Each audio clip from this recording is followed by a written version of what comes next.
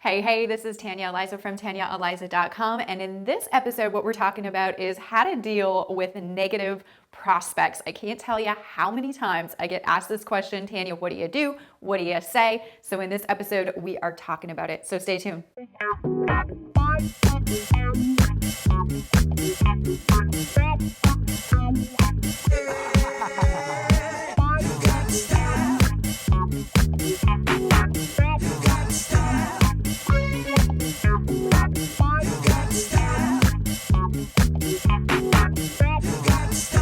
Okay, so yes, it does come with the territory. If we're out there prospecting and we're talking to enough people, then we're gonna have some people that are negative. So what do we do and what do we say to these people? And we wanna make sure that we're doing this right, because if we don't do this right, we could give ourselves a bad name, we could give the industry a bad name. So we wanna make sure that we're doing it right. So in this video, that's what we're talking about, how to do it right. So in every episode of Tanya Eliza TV, I like to equip you with a free resource that you can use in your business and start seeing results with. And today's episode is like no other. So I have something that's really cool that I put together that I think a lot of people are going to really like. And what it is it's my 10 one-liners that you can share. So 10 phrases that you can share the next time you get a negative prospect. So you can share with these prospects. So even if you're doing online prospecting or offline prospecting, 10 things that you can say to help them, think about being negative or being negative to you and help you look like a professional. So it's kind of going to make them think, and it's going to make you look like a professional, and it's going to help you with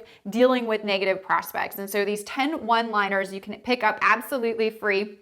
My gift to you on my blog at TanyaEliza.com/15 download, the number 15 download. We'll leave a link here or in the description box above or below this video, depending on where you're watching it. So I think you're really gonna like these ones. So why do we get, negativity? That's probably the most important thing to understand. Like, why are we getting negative prospects and I don't know what your prospects are doing, if they're mean or if they're saying things to kind of blow you out of the water after you try to present your product, service, or opportunity to them. But typically it's like a mindset thing with them, right? And so they need to kind of do a shift. And sometimes you can help them do that shift. Sometimes you can't, but sometimes you can. So the ways that you can help them do that shift is to understand why they're negative in the first place. And sometimes there's things you can do, and sometimes there's things that you can't do. And typically, it can be sometimes us as the network marketers that cause the negative reaction on the other side from our prospects, and we might not even know it. And sometimes it has to do with our approach that we are approaching the prospect with. Because I get, all the time in Facebook, I'll get, very spammy, unsolicited links and, business proposals. And I'll just kind of, I'm definitely not going to be negative towards it, but I'm kind of and I delete it and I kind of go, and we shove it away, right? We're kind of negative towards it. So sometimes it's in our approach. So the first thing that you got to think about is, okay, was there anything that I did to cause the negative reaction? And was I presenting in almost too salesy of a way or too hypey of a way? Did I have my prospect's best interests at heart when I went and approached the situation? And typically, if you always have your prospect's best interests at heart, they're not really going to be negative. So sometimes it's us. Now, in a rare case, it's sometimes not us, and they're just negative, and those negative Nancy's we never wanted in our business or wanted to work with them or have them as a customer anyways, and we just go next.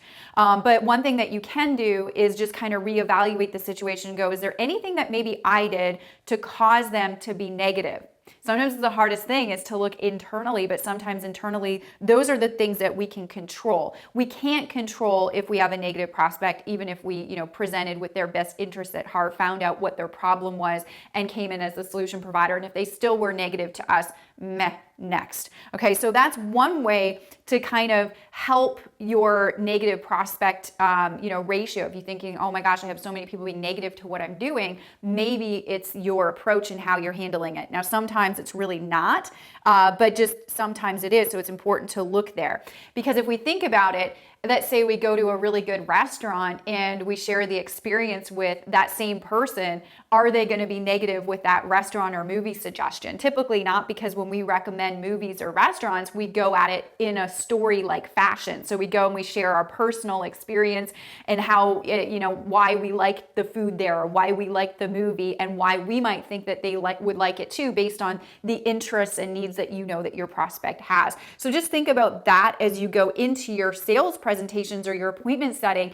the next time. Am I doing this in a way that is with my prospect's best interests at heart, not just me trying to be that sales guy or that sales girl? Now, something I will say that is really important is if you get a negative prospect, no matter if they were justifiably negative or not justifiably negative to you, we are in network marketing and we are entrepreneurs representing a brand. We are representing a company name. We are representing the industry as a whole. It doesn't matter what company you're in.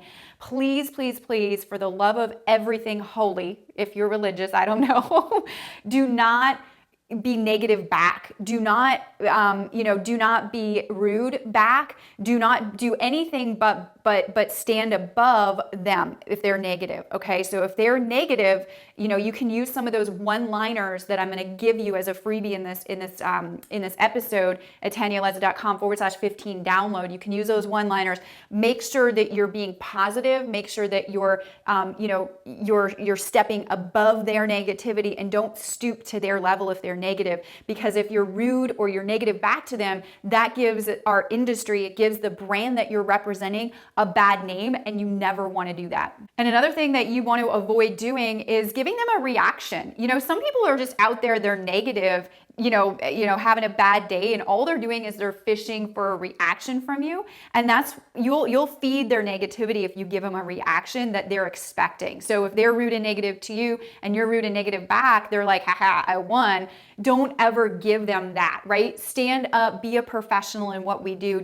I like to say, kill them with kindness. That's what I like to do with everything, that comes negative. Kill them with kindness and then make them think, make them go, maybe my negativity was, rude or unjustifiable. That person is really nice. I feel bad about being negative to them, right? So kill them with kindness, never be rude back, and, hold our industry to a higher standard, right? And lastly, what I will say is make sure that you're keeping the door open because you never know. Now, if you have somebody that's just kind of negative to the industry because they're ignorant to the industry, they just don't know much about it. Sometimes it takes those people some time to warm up, and a little bit of education needs to be given to them for them to understand, to make an educated decision to join your product, service, or opportunity. So, just allow that to happen if you think that they would be a good person still for your business. Don't blow them out of the water, and always leave that door open, because even though they might be negative or they seem to be negative or say no at that given point in time, that doesn't mean that they aren't going to come around if things change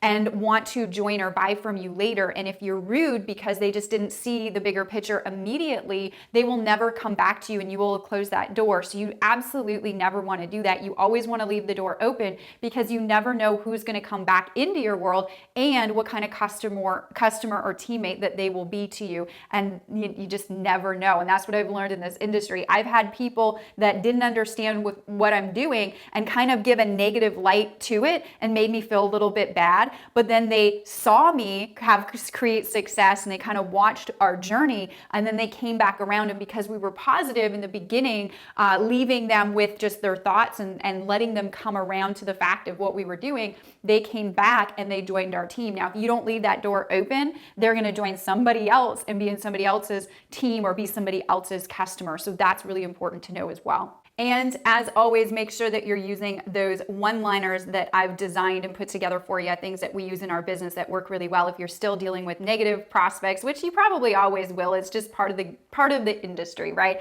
If you're showing enough people, if you're out there doing enough work, you are going to deal with negative people, but you're going to have to just learn as a professional how to deal with them. So use those one-liners.